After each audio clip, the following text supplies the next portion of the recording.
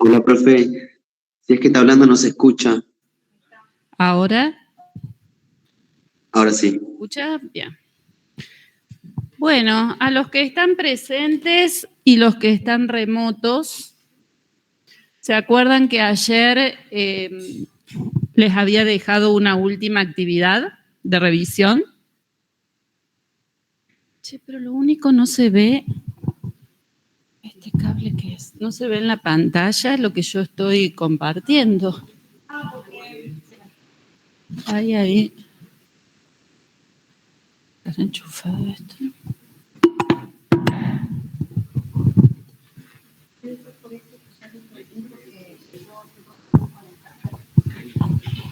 Perfecto.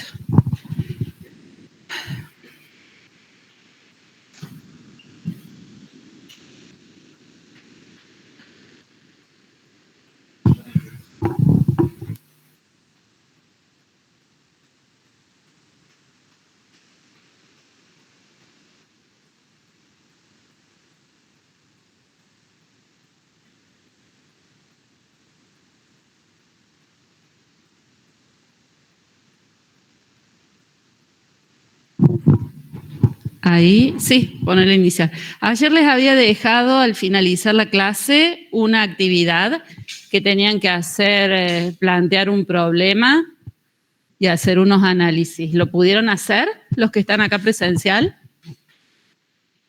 ¿No? ¿Tampoco? ¿Nadie? A ver, ¿y los que están virtual? Hay más no que sí. Bueno, pocos votando, pero en general no lo hicieron. Bueno, no lo hicieron. Muy poquitos le hicieron. A ver, vamos a ir a la presentación. A ver si pasa. Acá dice que entendieron que la iban a hacer hoy en clase. No, yo les dije. Bueno, vamos al PowerPoint. Ahí, poner presentación. Vamos a ver si esto anda.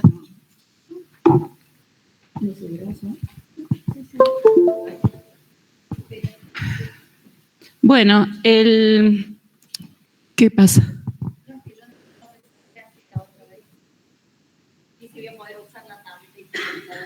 ¿Y cómo lo presentaste?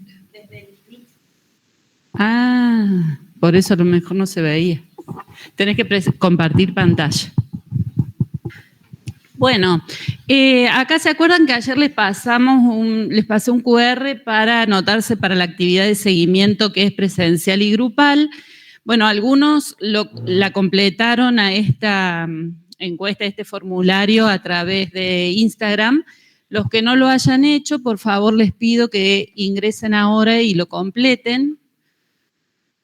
Así podemos definir el día. En principio, la actividad de seguimiento 2 sería mañana, la semana próxima, cualquier cosa, la semana próxima.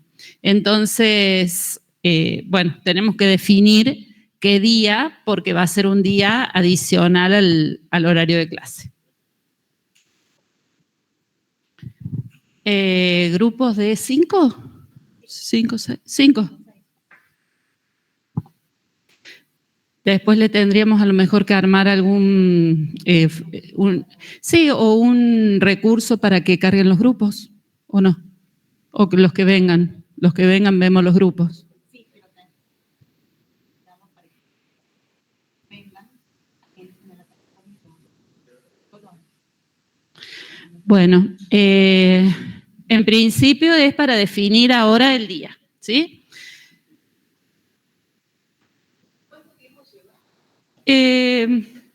Hora y media.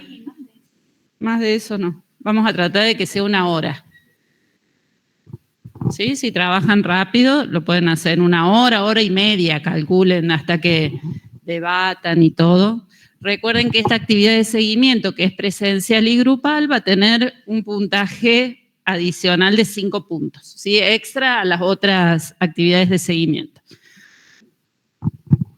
Bueno, es una actividad de seguimiento muy importante porque acá vamos a ver modelización. ¿Vieron lo que hicimos ayer de plantear un problema de programación lineal?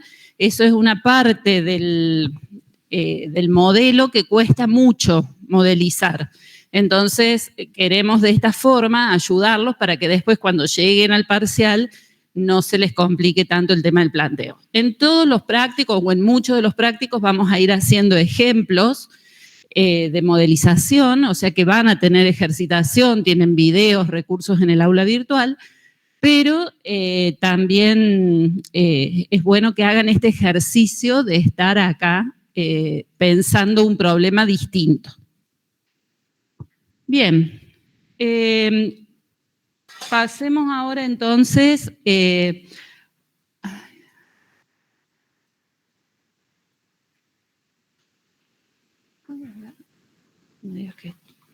está mal no, ahí está bien. Bueno, vamos a continuar hoy con la unidad número 2, que es de introducción a la programación lineal. Hoy particularmente vamos a ver el método gráfico. Entonces esperamos que al finalizar la clase ustedes puedan resolver gráficamente problemas simples, interpretar la solución obtenida, identificar los diferentes tipos de soluciones de un problema lineal en el gráfico. Eso es lo que vamos a ver hoy. Bueno, como para retomar, ¿se acuerdan que ayer les dejé al finalizar la clase una actividad? Estas actividades, cuando yo se las dejo en la medida de lo posible, está bueno que las hagan, así es otra ejercitación adicional. Acá yo les decía, planteé en forma general un problema de programación lineal de máximo en forma canónica que tenga 4 variables de decisión y 3 restricciones. ¿Sí? En forma teórica.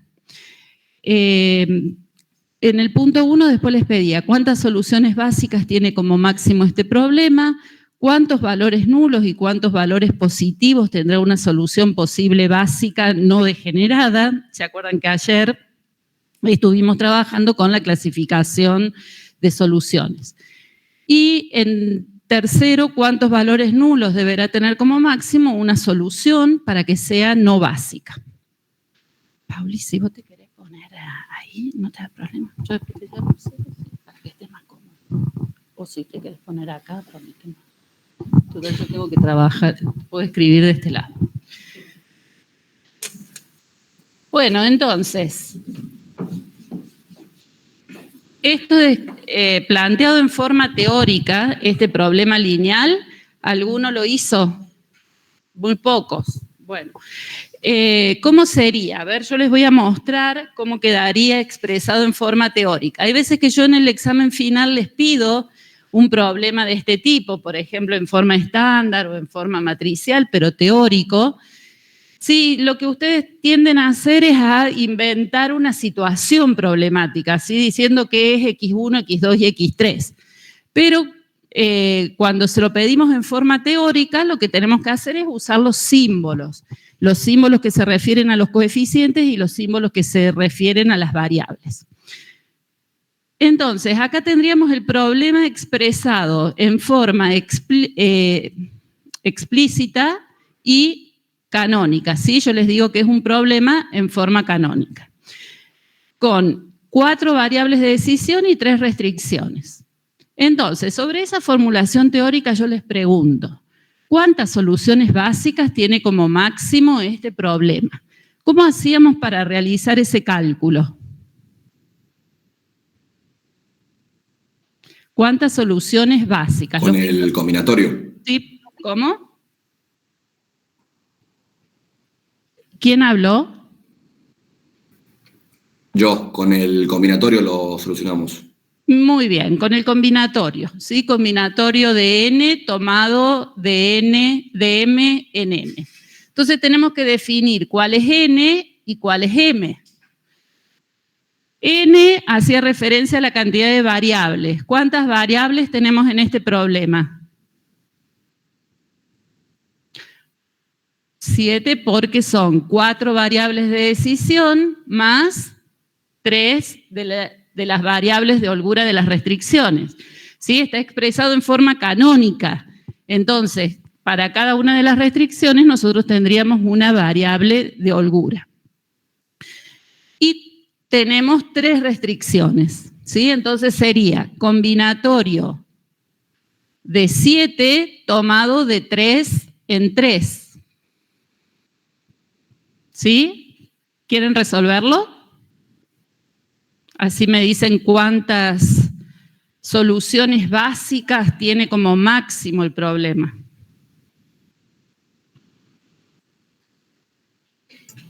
$35, profe. 35 sería, anda dictándome cómo sería el cálculo.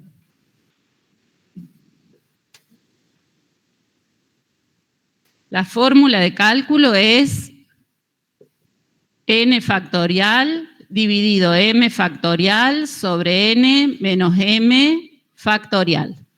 Entonces hacemos el combinatorio de 7 tomado de 3 en 3 y acá tendríamos 7 factorial, 3 factorial y 4 factorial. 7 menos 3, 4. 4 factorial. Entonces, al resolver, nos queda, me dijiste 35, ¿no? Ese es el número máximo de soluciones básicas que tiene este problema. ¿Sí? ¿Alguna duda con el cálculo? Bueno, el segundo punto dice, ¿cuántos valores nulos y cuántos valores positivos tendrá una solución posible básica no degenerada? Entonces me está pidiendo solución posible básica no degenerada. Bueno, se pueden fijar en la clasificación si no lo han podido hacer, pero fíjense cuántos valores positivos tendría que tener. ¿Cómo sería en forma teórica? El número de restricciones, o sea, tiene que tener exactamente m valores positivos, que como bien dicen acá, son 3. Entonces, 3 valores positivos y los que no son positivos, que son nulos, ¿sí? Entonces, 4 valores nulos, 3 positivos y 4 nulos. Y en el último punto dice cuántos valores nulos deberá tener como máximo una solución para que sea no básica. Solución posible no básica. ¿Qué pasaba en las no básicas? ¿Cuál era la característica? Que hay más valores positivos que m, por ende no habrían valores nulos. Hay más positivos de los que tendría que haber, porque en la solución básica, ¿sí? Nos dice que tiene que haber como máximo m valores positivos. Entonces, como bien vos decís, en la no básica hay más valores positivos, más de m. ¿Sí? Entonces, si hay más de m valores positivos,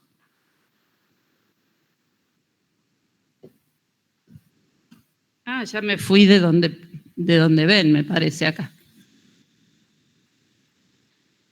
¿Sí? Sería más de m valores positivos y por lo tanto menos de n menos m valores nulos. Entonces acá me pregunta por los valores nulos. Sí, tiene que tener menos de n menos m. Entonces, ¿cuál es el número máximo de valores nulos? Para que sea no básica. ¿Serían 0? No, si tiene 4 valores nulos y 3 positivos, como dijimos acá, es básica. ¿Sí? Entonces, si tiene menos de 4 valores nulos, sí va a tener más valores positivos. Siempre sumamos 7, porque siempre tenemos 7 variables. ¿Sí? Entonces, si tengo menos valores nulos, voy a tener más valores positivos. A partir de 3 valores positivos, ya voy a tener 4 valores, de 3 valores nulos, voy a tener 4 valores positivos, que es más de lo que tendría que tener. ¿Sí? Entonces, el máximo la máxima cantidad de valores nulos que tendría que tener es 3. ¿Cómo serían las combinaciones? Puedo tener 3 nulos y 4 positivos, ahí tengo 7, pero tengo más positivos que número de restricciones, entonces esta es no básica. Puedo tener 2 nulos y 5 positivos, esa también va a ser no básica. ¿Sí? Tengo más valores positivos de lo que tendría que tener. ¿Se entiende?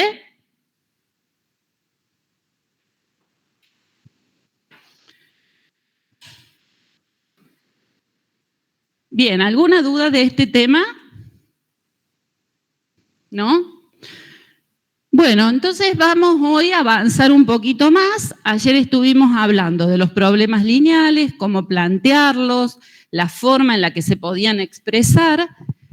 Y habíamos empezado a hablar de las soluciones, que nosotros el objetivo es resolver ese modelo para encontrar los valores de las variables, ¿sí? Que resuelven, que verifican el cuerpo de las restricciones del modelo lineal y además le dan el mejor valor a la función objetivo. Si es una función de máximo, le dan el máximo valor a la función objetivo y si es una función de minimizar algo, ¿sí? Le darían el menor valor. ¿Cómo podemos hacer eso? Bueno, lo que tendríamos que hacer, ¿sí? Es resolver el cuerpo de las restricciones y encontrar los valores de las variables que lo verifiquen. Algebraicamente, eso es lo que se haría. ¿Qué pasa? Podemos encontrar muchos vectores que verifican las restricciones y uno de ellos, tendríamos que encontrar cuál es el conjunto o el vector de valores que le da el mejor valor a la función objetivo. Si el problema es un poco más grande, se puede hacer muy complicado hacer ese cálculo en forma algebraica. Entonces hay 2 métodos que se pueden utilizar, que son los 2 métodos generales que nosotros vamos a estudiar. El primero es el método gráfico, que es el que vamos a ver hoy, y el segundo es el método simplex, que es un método que va tabulando. Uy, ¿qué pasó acá? ¿Qué pasó con esto?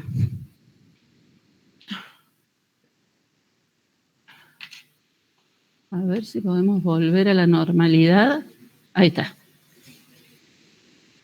Bueno, entonces hoy vamos a empezar resolviendo con el método gráfico. El método gráfico tiene la ventaja de que nos permite ver en un plano el problema y la resolución.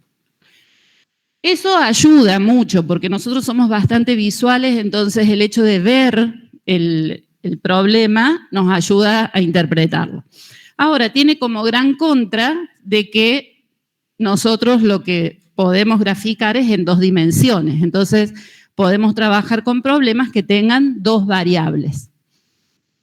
Los pasos que tenemos que seguir es, en primer lugar, determinar el conjunto de valores de X que verifican las restricciones.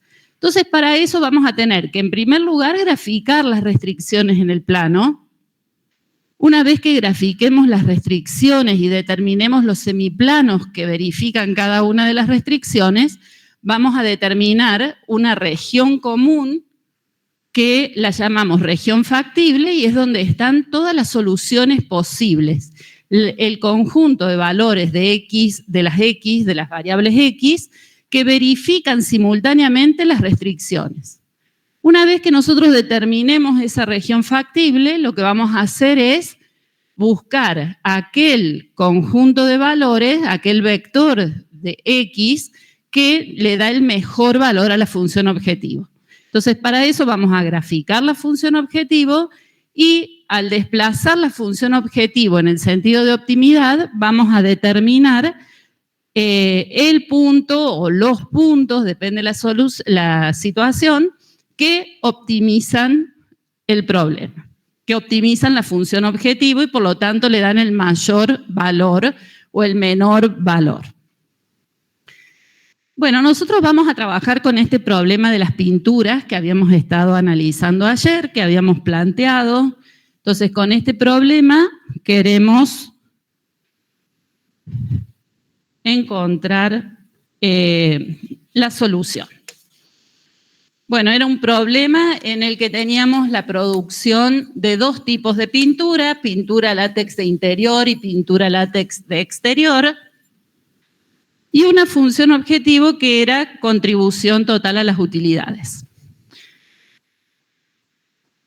Para nosotros poder empezar a trabajar, dijimos que lo primero que teníamos que hacer era graficar esas tres restricciones que tenemos ahí. Entonces, para graficar, vamos a dibujar el eje de coordenadas cartesianas. Sí, tenemos el eje de X1 y el eje de X2. El origen, ahí tendríamos los 4 cuadrantes, ¿sí?, de los ejes de coordenadas cartesianas. Pero como nosotros tenemos una restricción, que es la de no negatividad de las variables, que me dice que la solución solo puede asumir valores mayores o iguales que 0, entonces X1 solo puede asumir valores mayores o iguales que 0 y X2 también. Por lo tanto, nos queda limitada el área al primer cuadrante. Ahora bien, eso no quiere decir que yo para graficar alguna de las restricciones no me tenga que ir a los negativos, ¿sí?, para poder encontrar el punto, algún punto para graficar.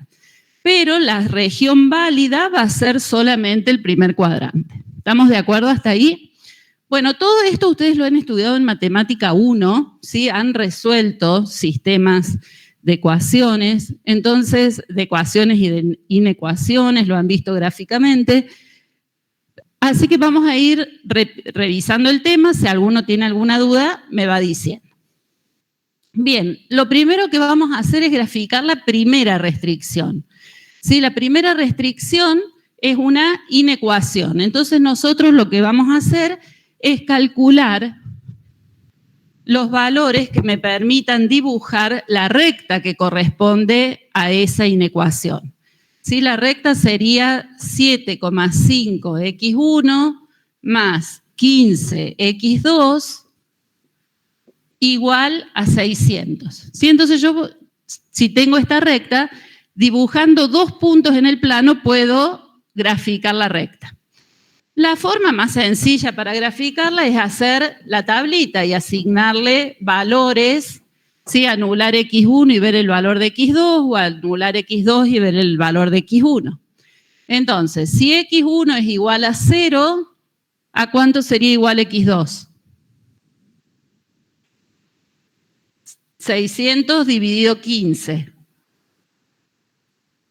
¿Alguien tiene para calcular? ¿Alguien? A ver que lo quiera calcular.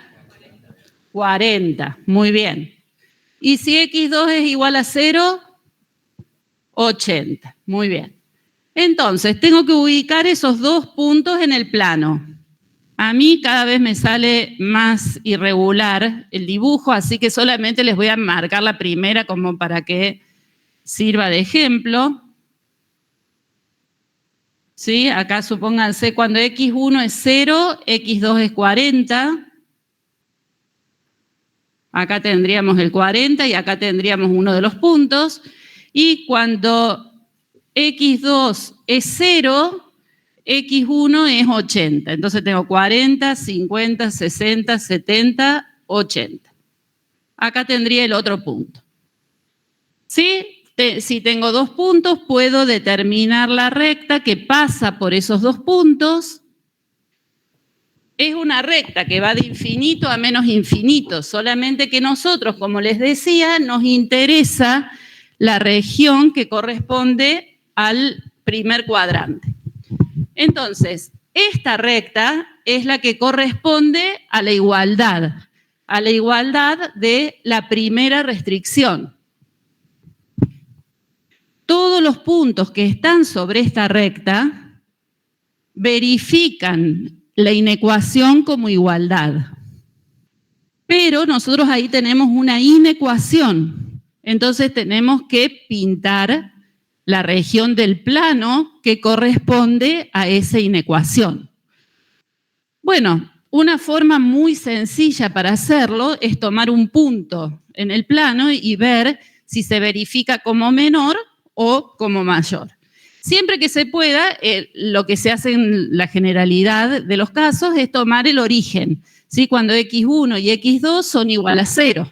Entonces reemplazamos en la ecuación, ¿sí? Si tenemos x1 igual a 0 y x2 igual a 0, el lado izquierdo va a ser 0. 0 es menor que 600.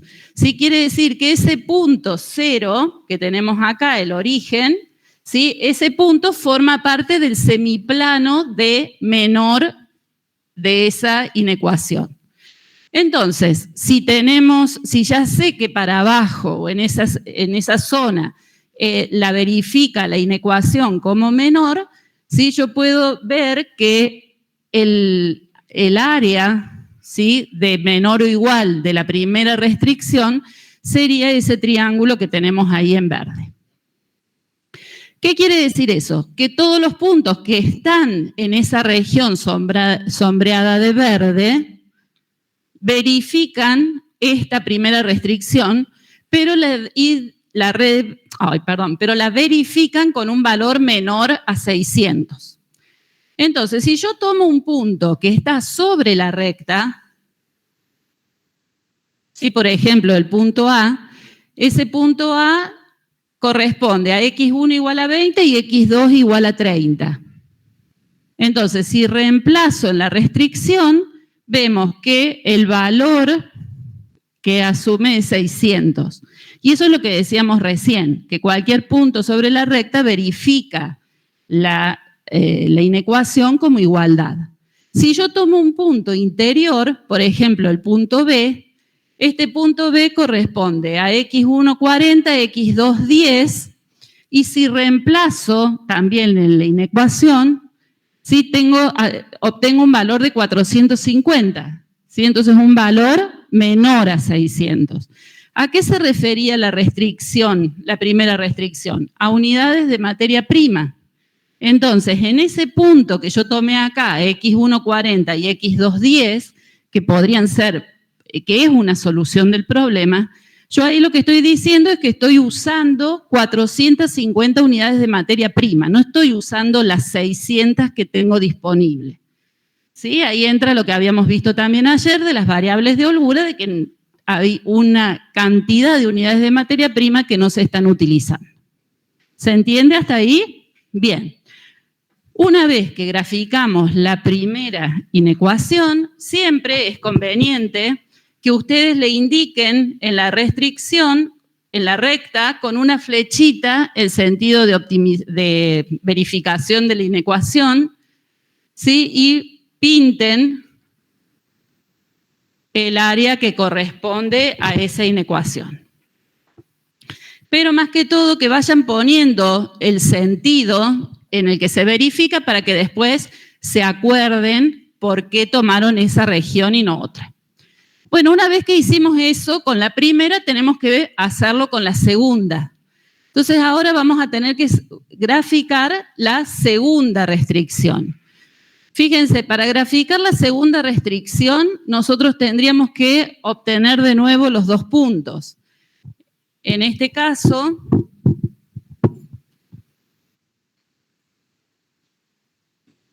sí tenemos, esto es para la primera.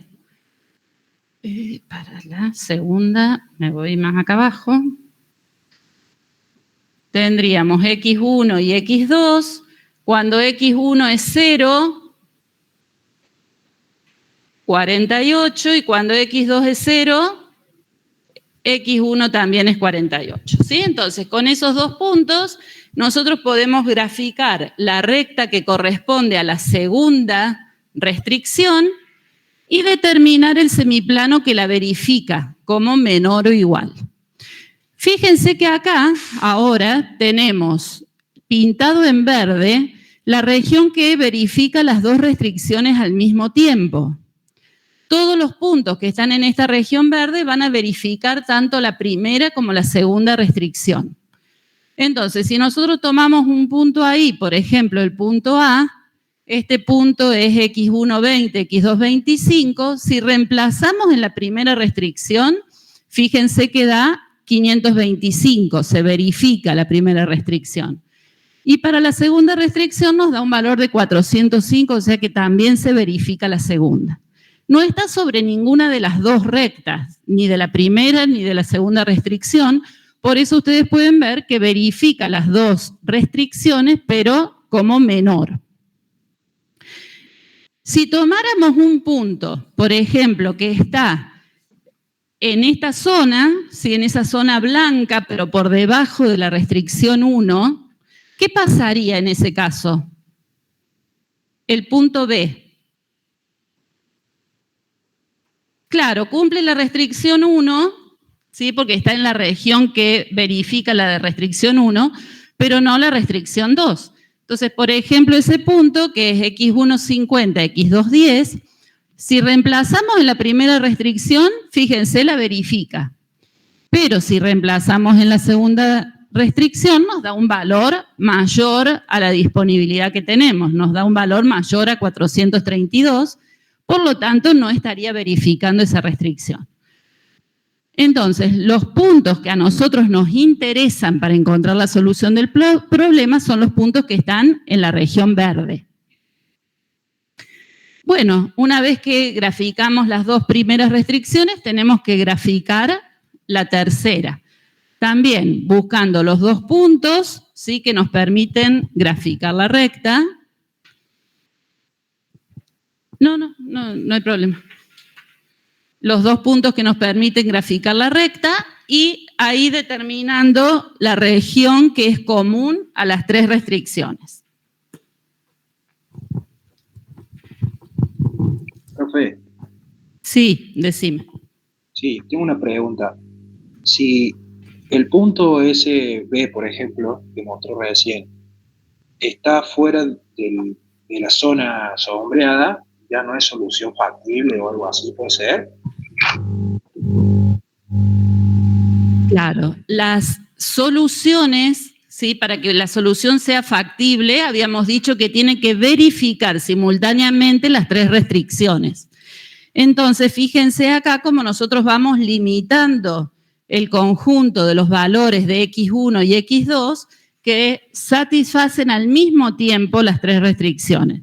Que eso es lo que queremos encontrar, ¿sí? Los valores que me verifican las tres restricciones al mismo tiempo.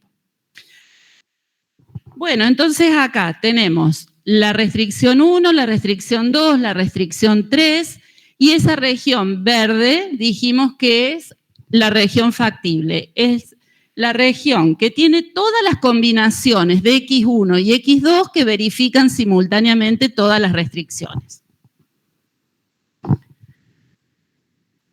Una vez que nosotros determinamos eso, ¿sí? Tenemos ahí el conjunto de soluciones, ¿qué es lo que tendríamos que encontrar? Bueno, tenemos que ver cuál de todas esas combinaciones que tenemos ahí en ese polígono convexo, fíjense, ¿se acuerdan que ayer vimos el concepto de polígono convexo? Bueno, es porque nosotros vamos a tratar de determinar un polígono convexo, ¿sí? Ahí va a estar la solución. Entonces, en ese polígono convexo hay muchas soluciones. Nosotros vamos a tratar de encontrar aquella que le dé el mejor valor a la función objetivo. Para eso, ¿qué tenemos que hacer? Tenemos que graficar la función objetivo en este método gráfico. Fíjense, la función objetivo era 700x1 más 850x2. Si yo expresara esta función lineal, ¿sí? Con la ecuación de la recta, es decir, despejando una variable en función de la otra, acá lo que tendría es un primer término que representa la ordenada al origen, el punto de corte, ¿sí? Del eje X2, y el otro término, ¿sí? Que representa la pendiente de la recta. Fíjense, la pendiente, cualquiera sea el valor que asuma z, la pendiente siempre es igual. Sí, eso no cambia porque son dos constantes. ¿Lo ven a eso? Bien, entonces, ¿qué me dice si yo tengo distintos valores de Z?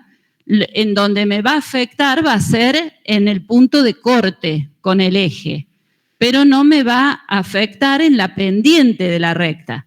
Eso es lo que me está diciendo, es que es una familia de rectas paralelas, que a medida que yo aumente el valor de Z, va a cortar en un valor más alto en el eje de las ordenadas, pero van a ser siempre paralelas.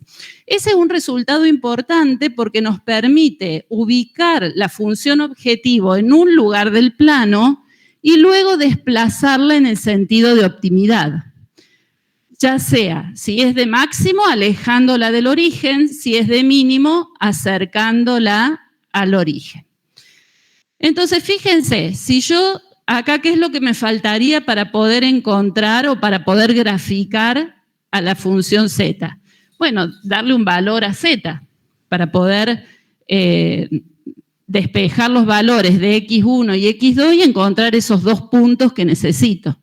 Entonces, vamos a suponer que le damos un valor a la función objetivo arbitrario. Esto es totalmente arbitrario, le pueden dar el valor que a ustedes más les guste. ¿Sí? Podemos hacer el producto de los coeficientes, podemos buscar cualquier otra técnica que ustedes quieran para determinar ese valor. Pero tenemos que darle un valor arbitrario. ¿Para qué nos sirve ese valor arbitrario? Solamente para encontrar esos dos puntos que necesitamos para poder graficar la función Z. Entonces, fíjense.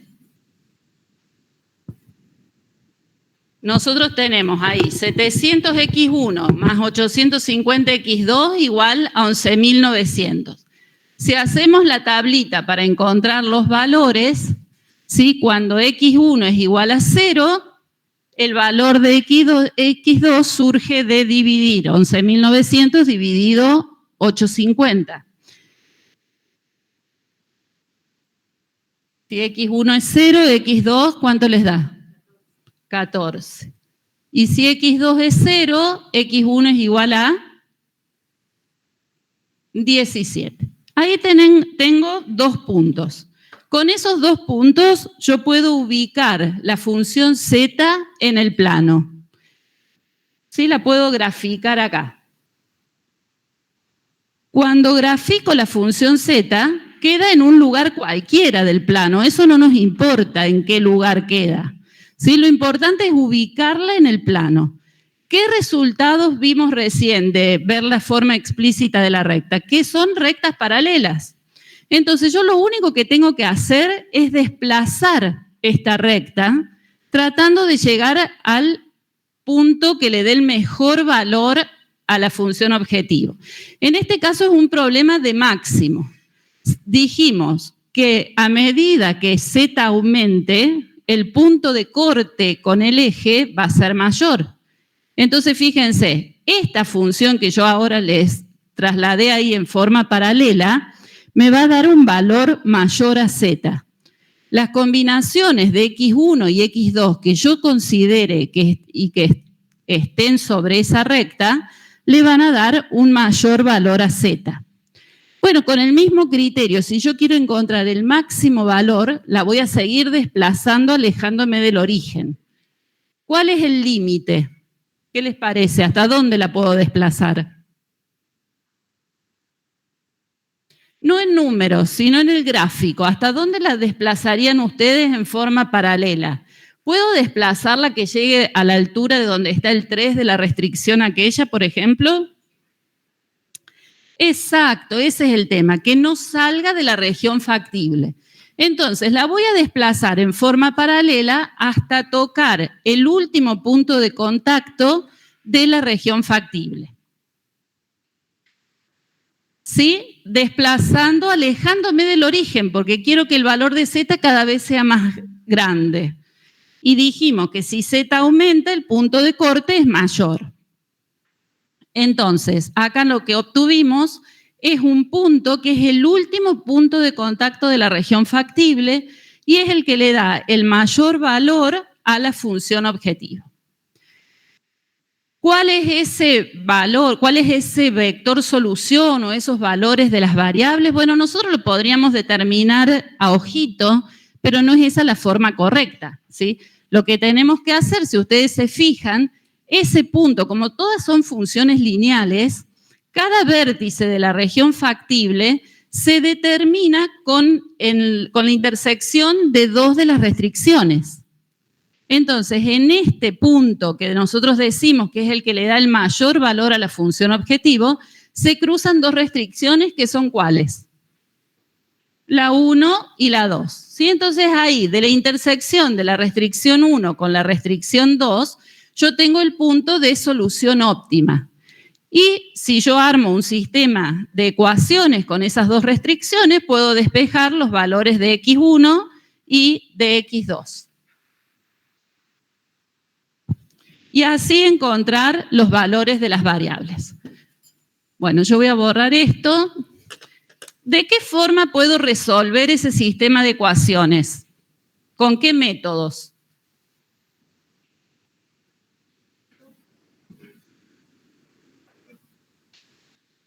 Bien, ¿algún otro? Sustitución, igualación, ¿qué otros se acuerdan?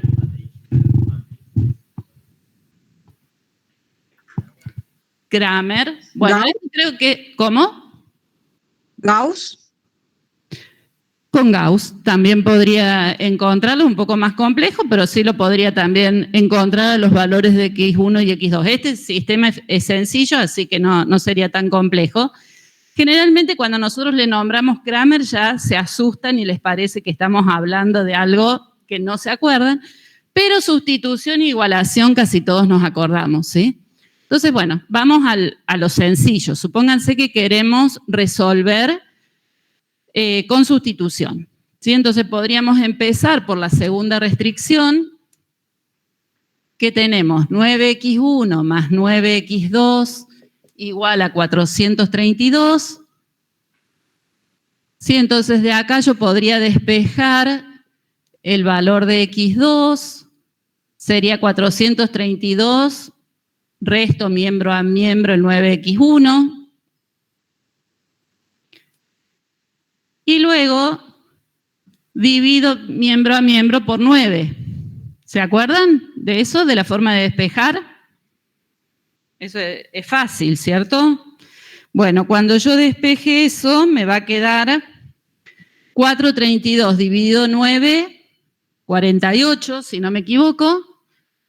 48 menos x1. ¿Sí? Entonces ahí despejé x2 en función de x1, y ahora ¿qué tendría que hacer? Llevar esto y reemplazarlo en la primera. ¿Están de acuerdo? Bien, entonces me voy a la primera restricción y tengo 7,5x1 más 15, en lugar de x2 voy a poner esta expresión que obtuve, y esto es igual a 600. Bueno, ahora aplico propiedad distributiva. Esto me queda 7,5x1 más 360 menos 15x1 igual a 600. Bueno, acá ¿qué puedo hacer? Puedo agrupar las X y puedo pasar este 360, puedo restar miembro a miembro del 360. Entonces me va a quedar menos 7,5x1 igual a 600 menos 360, 240. Y acá me quedaría que x1 es igual a...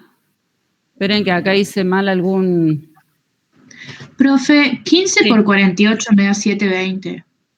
720. Sí. Ah, es que acá no es 600, esto es lo que tengo mal. ¿O sí? Sí, es 600. A ver, esperen que me perdí con mi cálculo. 7, es que reemplacé mal. No, reemplacé bien.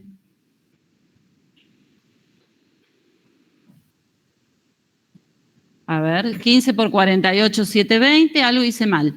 Más por menos, acá me queda, claro, menos 15x1, acá me queda menos 7x1 y acá tengo 720. Cuando lo paso restando, me queda menos 120. ¿Está bien así? Claro, porque me daba negativa la variable, digo, algo estoy haciendo mal. 120 dividido 7,5, yo lo despejé al revés, creo. 16. Bien, ahora sí el 16 positivo. Vengo acá, reemplazo y me queda x2 igual a 48 menos 16. Esto es igual a 32. Entonces x2 es igual a 32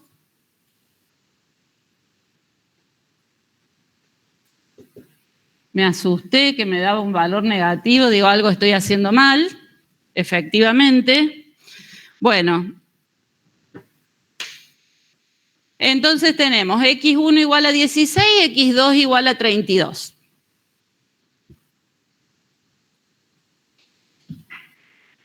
Y ahí nosotros lo podemos a esto ver en términos de lo que significa el problema. Que x1 sea igual a 16, me está diciendo que tengo que producir 16 litros de pintura látex para interior por día. Y el x2 igual a 32 es que tengo que producir 32 litros de pintura látex para exterior por día. Si hago esta producción, produzco estos litros de cada tipo de pintura, yo puedo determinar la contribución total a las utilidades reemplazando en la función objetivo.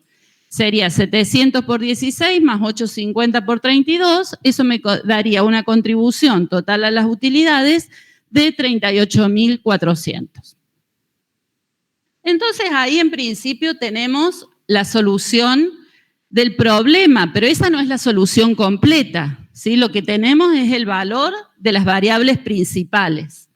Entonces ahora lo que nosotros podemos ver, ¿sí? ¿Se acuerdan que nosotros habíamos dicho que teníamos una disponibilidad de cada una de los insumos?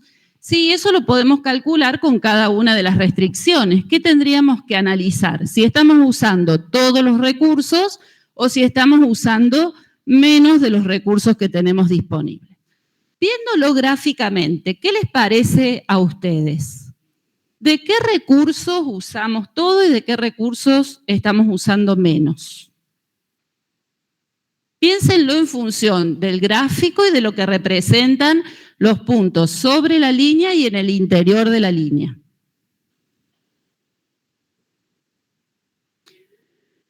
¿Por qué usamos todo del 1 y el 2? Claro, el punto dijimos que se determina por la intersección de las dos rectas, o sea que ese punto está sobre las líneas. Y dijimos que todos los puntos que están sobre la línea verifican las restricciones como igualdad. Si nosotros hacemos el cálculo, si reemplazamos en la restricción por los valores de x1 y x2 que hemos obtenido, vemos que el resultado es 600. 600 es lo que tenemos disponible, por lo tanto estamos usando todas las unidades de materia prima. ¿Qué pasa con las unidades de químicos? Bueno, si reemplazamos, vemos que lo que estamos utilizando son 432, tenemos 432, por lo tanto, estamos usando todas las unidades de químicos. Y con respecto a la mano de obra, cuando reemplazamos, vemos que lo que estamos usando es 384 horas de mano de obra y teníamos 480 para utilizar. Entonces, estamos usando de menos, ¿sí? Esa es la restricción que no pasa por el punto óptimo y que se verifica como menor. Entonces ahí la diferencia son estas 96 unidades, 96 horas de mano de obra que no estamos utilizando. Las unidades de materia prima y de químicos decimos que son restricciones limitantes. ¿Por qué? Porque se utiliza toda la disponibilidad que tenemos. Mientras que la restricción de horas de mano de obra, que quedan horas sin utilizar, esa es una restricción no limitante. Ese es el nombre que le damos a este tipo de restricciones. ¿Hasta ahí estamos bien? ¿Dudas? Bueno, entonces, ¿se acuerdan que ayer hablamos de las variables de holgura? ¿Para qué servían las variables de holgura? Bien, entonces las agregábamos a cada restricción y también sumando si la restricción era de menor o igual, y tenían un significado en función de la restricción. Eran las unidades de materia prima, de químicos o las horas de mano de obra no utilizadas. Habíamos dicho que se agregaban a la restricción de no negatividad, ¿sí? Porque siempre tienen que ser mayores o iguales que 0, y a la función objetivo. Bueno, fíjense, acá tenemos la solución óptima, las restricciones limitantes y no limitantes. Nosotros recién reemplazamos en las restricciones y determinamos esa diferencia entre lo que tenía y lo que se usaba. Y eso es lo que dijimos que eran las variables de holgura, la cantidad de insumos que no se utilizan. Entonces ahí nosotros tendríamos ahora la solución completa. Si tenemos el resultado o el valor que asume X1 y X2 y el valor que asumen cada una de las variables de holgura. ¿Cómo leemos esta solución? Bueno, ¿qué nos está diciendo ahí? Que tengo que producir 16 litros de pintura de interior, 32 litros de pintura de exterior. El S1 igual a 0 me está diciendo que uso todas las unidades de materia prima, utilizo todas las unidades de químico y tengo 96 horas de mano de obra sin utilizar. Con ese plan de producción obtenemos una contribución total a las utilidades de 38.400 pesos. ¿Sí? Entonces ahora sí llegué a la solución completa. ¿Está claro eso? ¿Alguna duda los que están remotos? Bueno, nosotros podemos explorar los vértices de la región factible. ¿Sí? Habíamos obtenido gráficamente un polígono convexo, que era esta región verde, donde estaban todas las combinaciones de X1 y X2 que verificaban las restricciones. Una forma de determinar también el óptimo es analizar los vértices, porque si nosotros estamos optimizando y vamos a desplazar la función objetivo en sentido de optimidad, siempre vamos a tocar un vértice de esta región factible. Entonces, podemos explorar los vértices y ver cuál es el vértice que le da el máximo valor a la función objetivo. Fíjense, ahí tenemos una tablita con los 5 vértices que tiene este problema, esta región factible. En el punto 0, ¿cuál es el valor de X1 y cuál es el valor de X2? 0, ¿sí? 0 para X1, 0 para X2. Si X1 y X2 son 0, ¿cuál es el valor de las variables de holgura? Claro, fíjense, en la primera restricción, si X1 y X2 son 0, ¿qué me queda? S1 igual a 600, ¿sí? Entonces, tenemos 0, 0, 600, 432 y 480. ¿Esa es una solución? Sí, es una solución del problema. Es una solución que si yo evalúo la función objetivo me da un valor de contribución total a las utilidades de 0, porque no estoy produciendo. Ese punto, ese vértice, como les muestro ahí a la derecha, surge de la intersección de las restricciones de no negatividad, de que X1 y X2 tienen que ser mayores o iguales que 0. Bueno, de la misma forma podríamos encontrar, por ejemplo, el punto A. ¿Qué restricciones se cruzan en el punto A? Fíjense, punto A estamos ahí. ¿Qué restricciones? La 1 y la 2 se cruzan acá, en el punto B. En ese, ¿cuál se cruza? ¿Esta recta de cuál es? De la 1. ¿Y el eje? De la ordenada. ¿Y esa cuál sería? X1 mayor o igual que 0, X2 mayor o igual que 0. En el eje en sí es X1 igual a 0, ¿sí?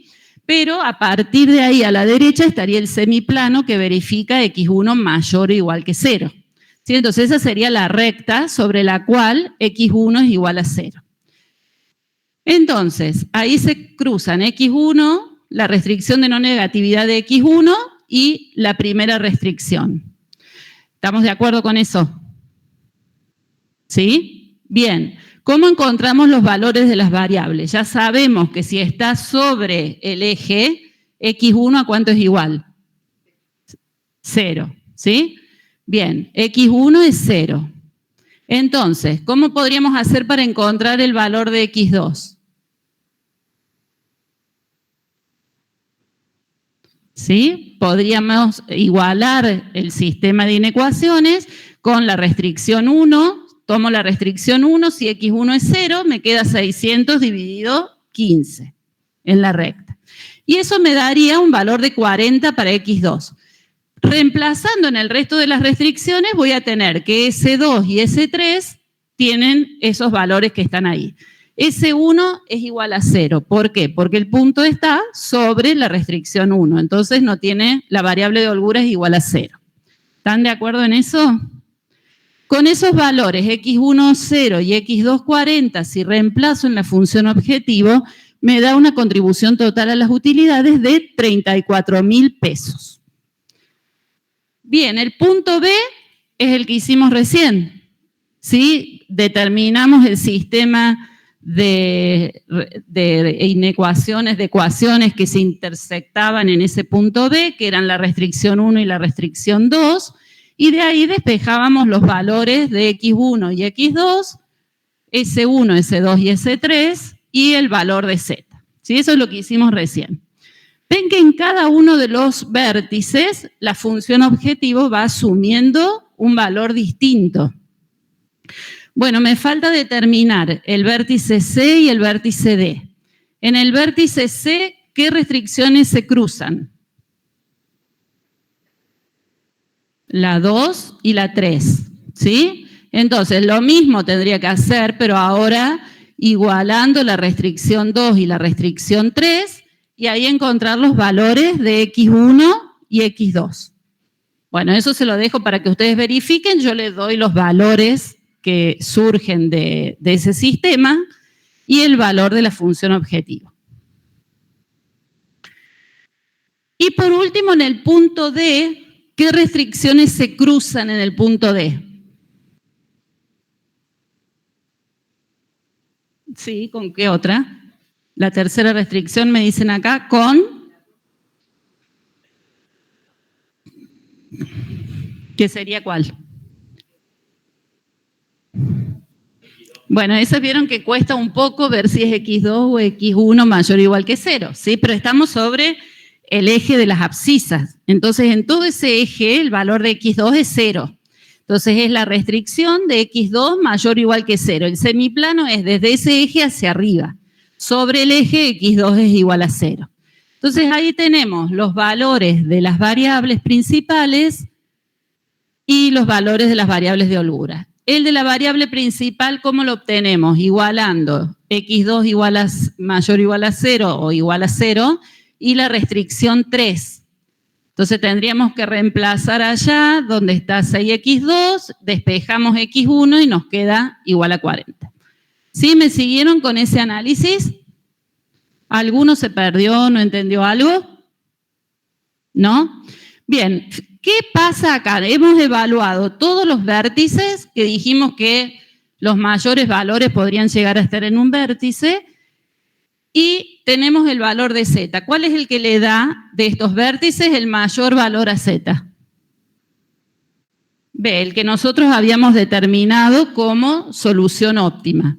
¿Sí? Fíjense, este vértice es el que le da el mayor valor a la función objetivo. ¿Sí? Entonces, ahí estamos viendo, analizando los vértices, que efectivamente este vértice es el que le da el mayor valor. ¿Sí? ¿Estamos hasta ahí? ¿Alguna duda?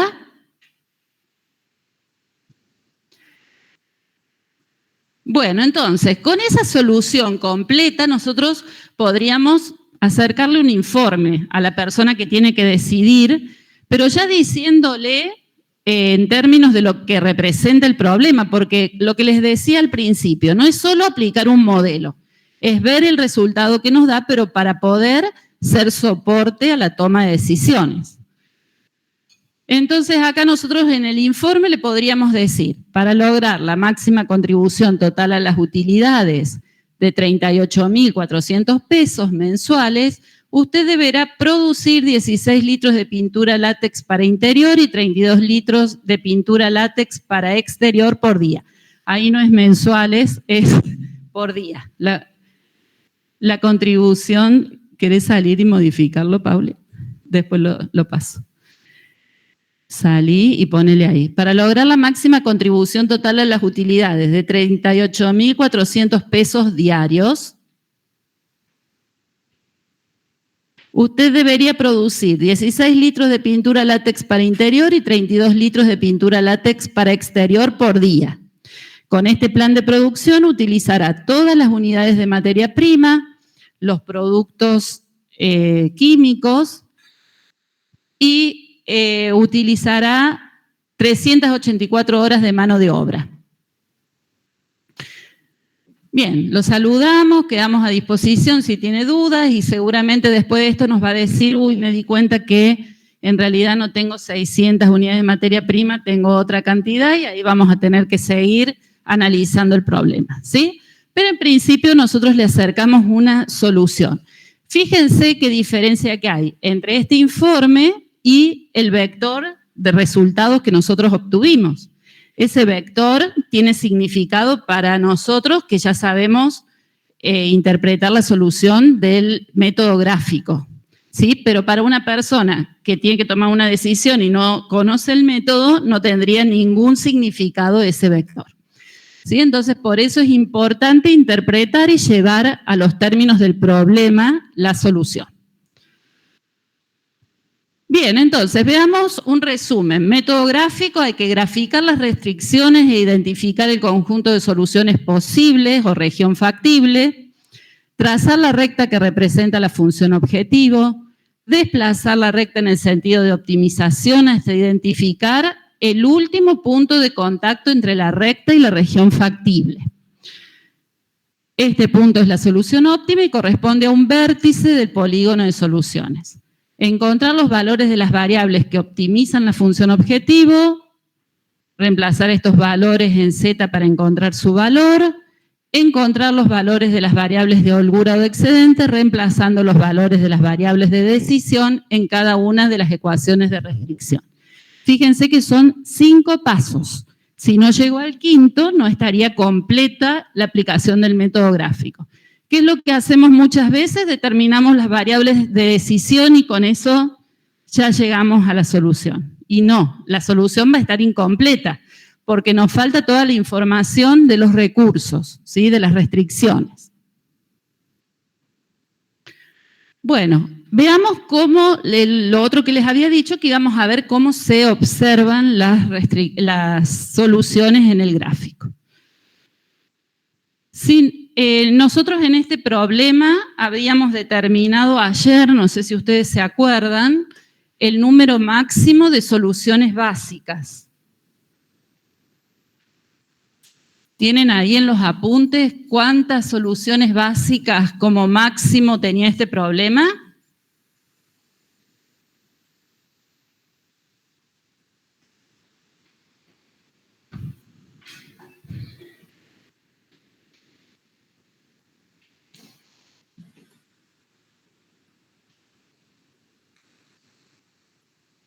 ¿Lo encontraron? ¿Cómo lo calculábamos? Con el combinatorio. ¿Sí? ¿A cuánto nos había dado igual el combinatorio? Fue cuando empezamos a ver lo de soluciones ¿sí? Habíamos trabajado con 5 variables y 3 restricciones. Si ustedes se fijan, son los mismos resultados que obtuvimos ahora resolviendo con el método gráfico. Era un vector X, ¿sí? Que habíamos calculado el combinatorio. 10. Bueno, 10. Esas 10 soluciones básicas se encuentran en el gráfico, donde en la intersección de las restricciones. Entonces, fíjense, todos esos puntitos azules son las 10 soluciones básicas que tiene este problema. Cada vez que se cruza una restricción con otra, tenemos una de las soluciones básicas, pero no todas esas soluciones básicas están en la región factible. Entonces, ¿qué podemos ver acá? ¿Se acuerdan que yo les dije que era un resultado importante? Porque ese era el número máximo de soluciones que podía tener el problema. Y miren, en la región factible hay aún menos. Son esas 5 que exploramos recién los vértices. Bueno, ¿por qué decimos que las soluciones básicas están ahí en los vértices? Bueno, fíjense, por ejemplo, este punto A, que es intersección de 2 restricciones, de la restricción 1 y de la restricción 2. Analicemos los signos. Para que una solución sea posible básica, tenía que tener como máximo, en este caso, ¿cuántos valores positivos? ¿Cuántas restricciones tiene? 3. Tiene 3 restricciones, o sea que el número máximo de valores positivos tiene que ser 3, ¿sí?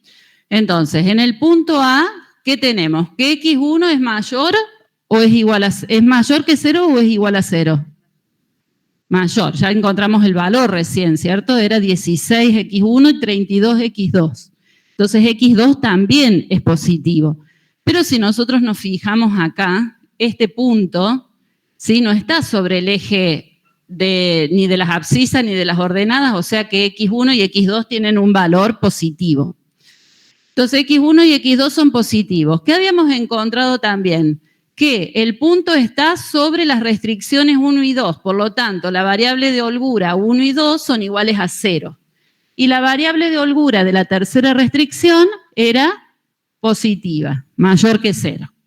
Entonces, fíjense, esta solución tiene 3 valores positivos y 2 valores nulos, exactamente m valores positivos. Entonces, ¿es una solución básica o no básica? Básica, porque para ser básica tiene que tener como máximo m valores positivos, ¿sí? Entonces, es una solución básica. Tiene exactamente m valores positivos, entonces es una solución básica no degenerada. Y está en ese vértice. Veamos ahora este punto B. B está sobre una arista del polígono, ¿sí? Sobre un lado del polígono. ¿Cómo son X1 y X2 en ese punto B? ¿Positivos? ¿Están de acuerdo? Sí. B tiene X1 y X2 positivos. El punto está sobre una restricción. La 2. Entonces, la variable de holgura de esa restricción va a ser igual a 0. ¿Y las otras? Mayores que 0. ¿Sí? ¿Queda claro cómo lo vamos analizando? ¿Cuántos valores positivos tiene esta solución? 4. ¿Cómo la podemos clasificar? No básica. Perfecto. Entonces, fíjense, está sobre una arista, es una solución no básica. Este punto C tiene X2 igual a 0. X1 mayor que 0, porque asume ese valor 40. X2, 0, dijimos. Está sobre la restricción 3. Entonces, ¿cuál de las variables de holgura va a ser igual a 0? La 3. Y además, la 1 y la 2 van a ser positivas, pero tenemos, fíjense, X2 igual a 0 y S3 igual a 0. O sea que tenemos 3 valores positivos y 2 nulos. ¿Sí? ¿Cómo es esta solución? Básica, ¿sí? Solución básica no degenerada, muy bien. Y en el punto D lo vamos a pensar que es un punto interior de la región factible. Ese punto interior, X1 y X2, son mayores o iguales que a 0. Mayores. ¿Y las variables de holgura? Claro, porque el punto no está sobre ninguna restricción, ¿sí? Entonces, acá que tenemos todos valores positivos de las variables. ¿Cómo es esta solución? No básica, tremendamente no básica, ¿sí? Porque tiene todos los valores positivos. Bueno, entonces fíjense, los puntos A y C dijimos que eran soluciones factibles básicas.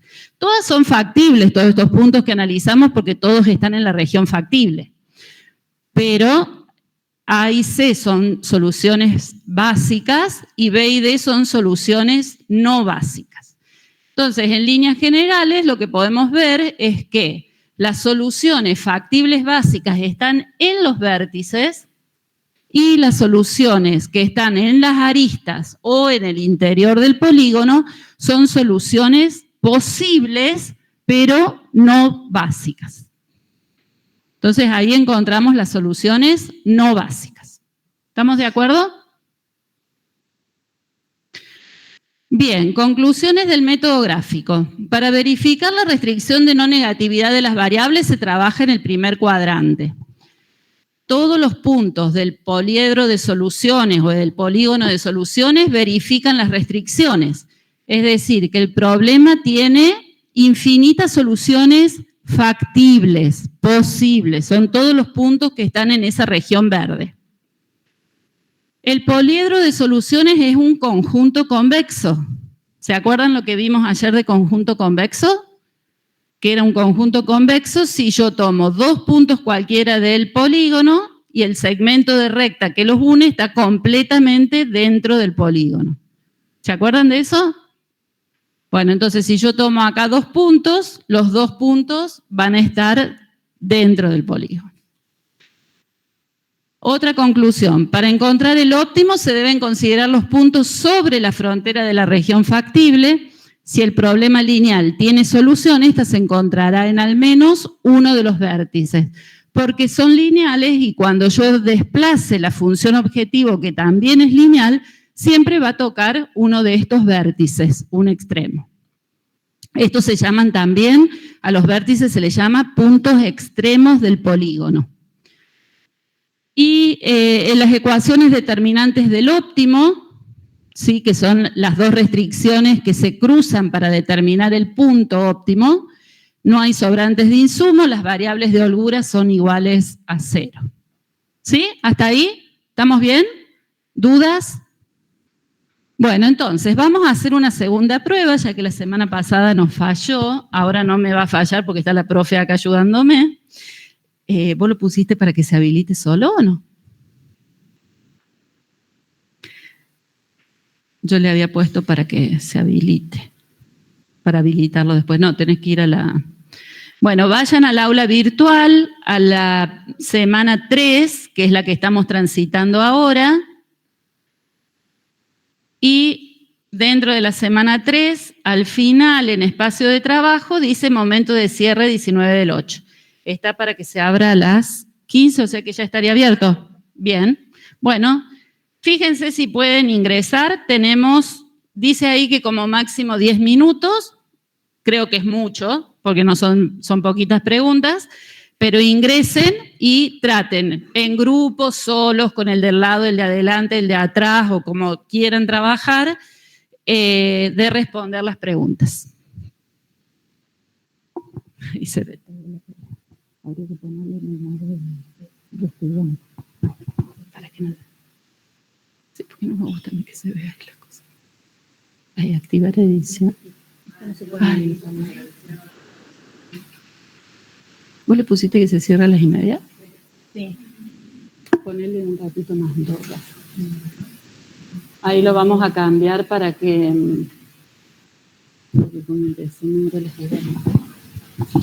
para que tengan 10 minutos.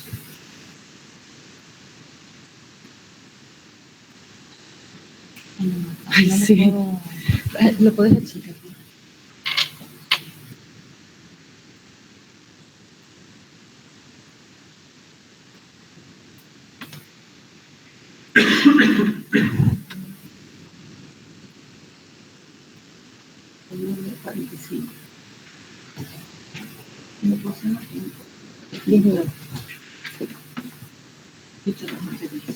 Como decía 10 minutos.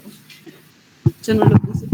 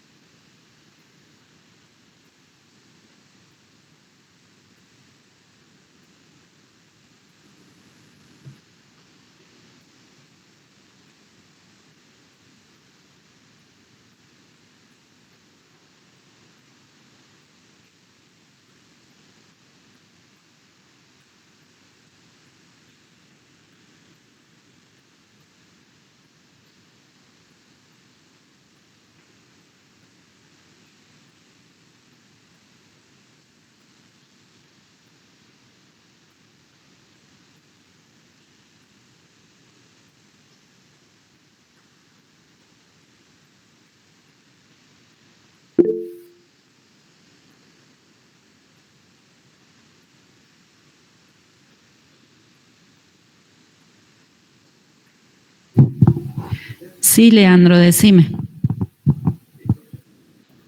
Profe, sobre un ejercicio de lo que estamos realizando ahora, Sí, el punto 3. el punto 3. A ver, pone a eso. El 1, el 2. El 3, sí, ¿qué pasa? Sí, mi duda ahí es que yo puse verdadero, pero me lo marcó mal. No sé si tengo yo el concepto equivocado. Bueno, dale, ya lo vamos a controlar. Vamos a dejar que algunos más lo hagan.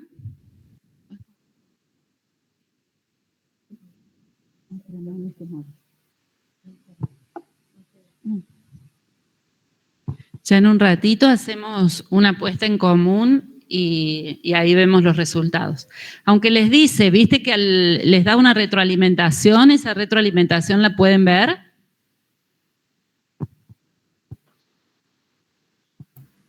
¿Cómo van los que La están? solución. Sí, profe, se puede ver. ¿Cómo?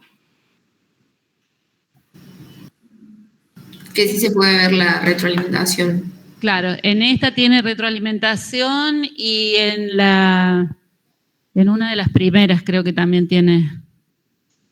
No sé si mezcla las preguntas, creo que no, ¿no? ¿Que no mezcla las preguntas o sí? Justo la pregunta 3 no tiene retroalimentación. Simplemente me lo corrigió como que estaba mal. ¿Cómo? ¿Sale diferente? La 3 tuya, entonces, ¿cuál es? Porque a lo mejor no es lo mismo que la 3 mía. ¿Es la de las variables de holgura? Sí, es la misma. ¿Por qué esa tiene retroalimentación? Bueno, no importa, ya ahora hacemos una puesta en común y lo analizamos. ¿Cómo están los remotos? ¿Lo han podido hacer? ¿Ya terminaron?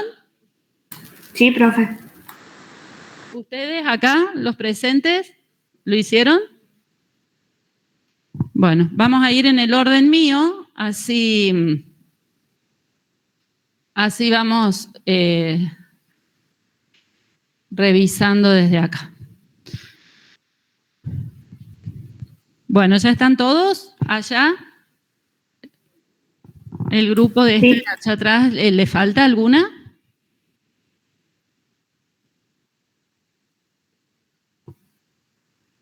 parece que están debatiendo. ¿Por allá? ¿Lo pudiste hacer? Bien, bueno, a ver. Pregunta 1. Dice, el supuesto de divisibilidad en la programación lineal se refiere a que las variables deben asumir valores enteros positivos. ¿Qué le pusieron a eso? Falso. ¿Cuál es el supuesto que dice que las variables deben ser positivas? Que no es positivas, mayores o iguales que 0 sería. Sería no negatividad, pero que no es tampoco estrictamente valores positivos. Bien, en este caso, la divisibilidad, ¿a qué hace referencia?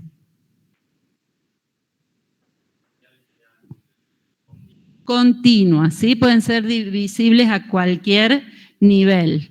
Entonces, es lo que yo les decía de la pintura, puedo producir 1225,34 litros de pintura. Son variables continuas. Bien, pasemos a otra. Entonces, esa es falsa.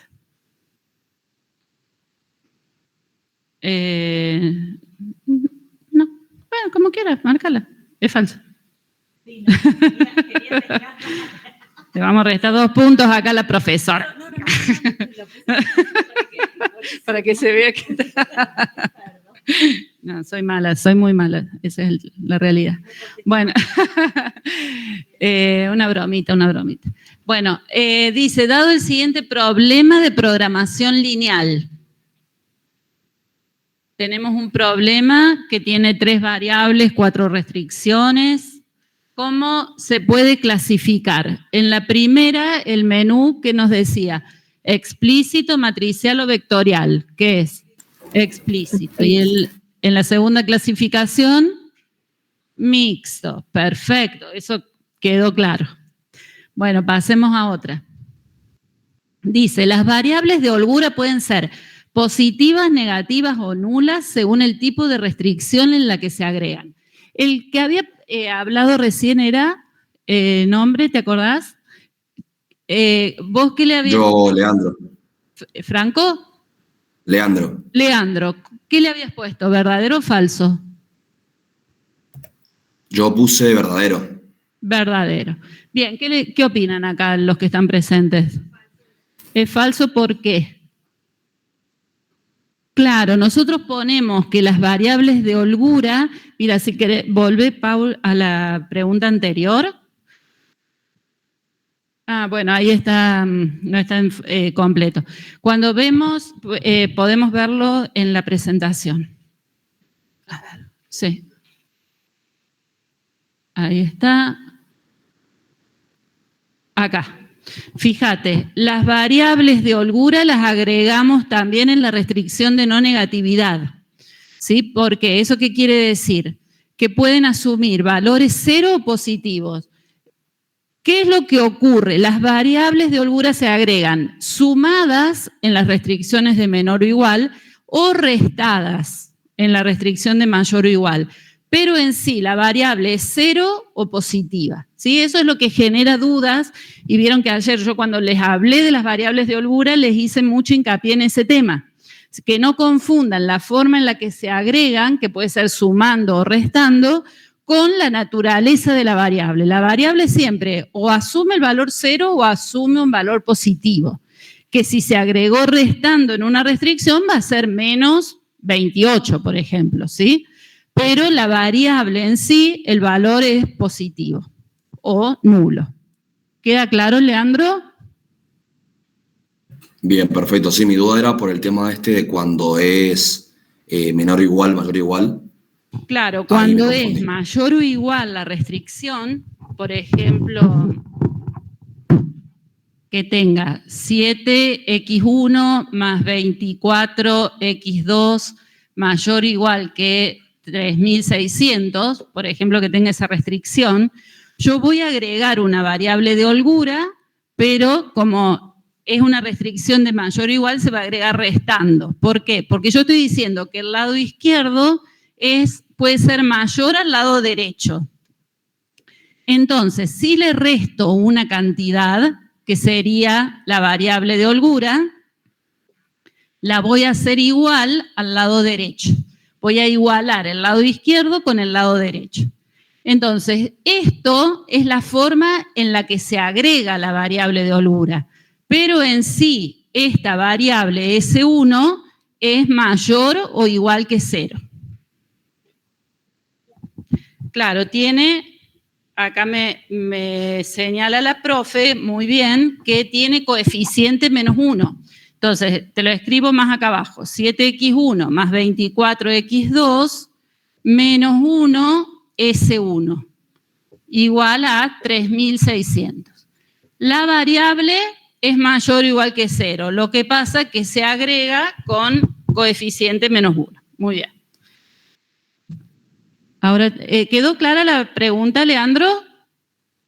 Sí, perfecto. Ahora con esa salvedad del coeficiente es mejor Sí, entenderlo. muy bien. Bueno, le vamos a sumar ahora unos puntos a la profe que le bajé antes, ahora le sumo y compensamos. Bueno, muy bien. Acá tenemos, dice, dada la siguiente representación gráfica de un problema de programación lineal cuya función objetivo es minimizante, y tenemos un gráfico, ¿sí? Detalles para ver en este gráfico.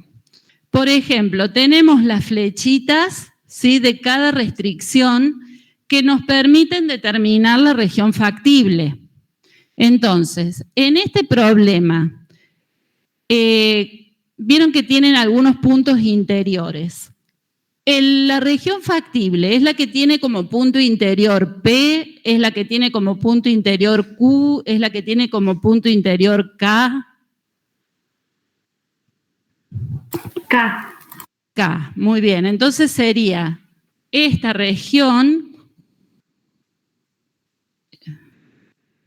esta que tenemos acá, ¿sí? Esta sería la región factible, ¿sí?, que la tendríamos que sombrear para determinar que ese es el polígono. Bien, entonces me dice, un punto asociado a la solución óptima. Fíjense, esta es la región factible, esta es la función objetivo que dice ahí FO. No nos dice, no tiene flechita de optimización, pero ¿por qué? Porque arriba nos dice que es a minimizar. Entonces, si es a minimizar,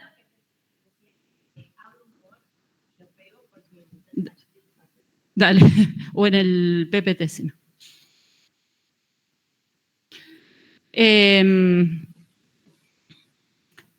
Entonces, no tiene la flechita, la función objetivo, pero es porque ustedes se tienen que fijar que al ser de mínimo, tendría que desplazarla hacia el origen.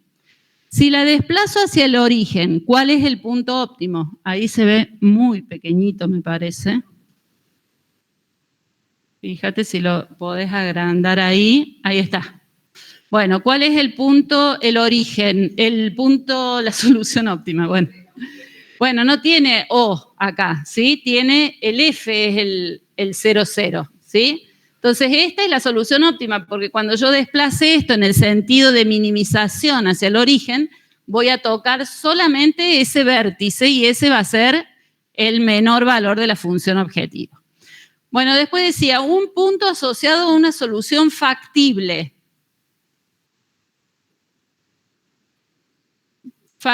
K es factible. ¿Qué otro es factible? E, J, A, F, D, I, todos son factibles, todos los que están en la región factible. Bueno, dice un punto asociado a una solución no factible. ¿Cuál?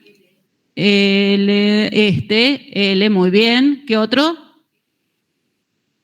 M. G, el N, ¿dónde está? N, ¿sí? Pero, por ejemplo, el Q tampoco es factible, ¿sí? Los que están fuera de la región factible, ya sea que coincidan con una restricción, pero no son factibles para este problema, verificando todas las restricciones al mismo tiempo. Luego, un punto asociado a una solución factible no básica.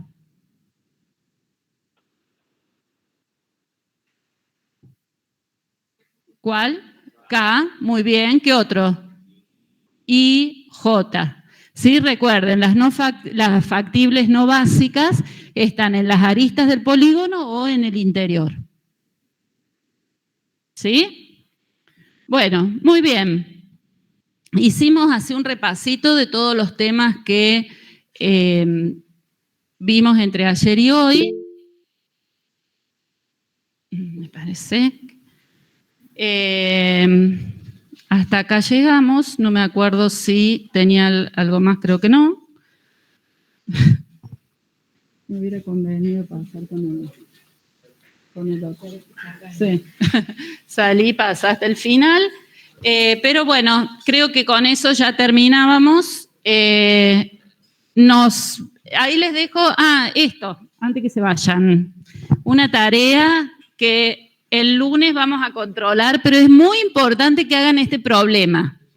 Ella lo va a hacer, bueno, es muy importante que lo hagan. Después se lo voy a tomar en el final solo a él. Fíjense, es un problema lineal de mínimo que tienen que resolver en forma gráfica. Y ahí les pide que encuentren la solución óptima, el valor de las variables y de la función objetivo y que supongan un cambio en la función objetivo, ¿sí? Entonces, bueno, hasta ahí llegamos. Nos vemos el viernes. Recuerden que tienen práctico un grupo presencial y un grupo remoto. Bueno, nos vemos el lunes nosotros. Profe, Sí, decime. la semana que viene continuamos con programación lineal. Sí, hasta el primer parcial vamos a seguir trabajando con programación lineal. La semana que viene continuamos con otro método de resolución que es el método simplex. Gracias. Y el día martes tenemos clase práctica. ¿Sí? Así que ya el lunes les voy a recordar, pero vayan teniendo en cuenta eso.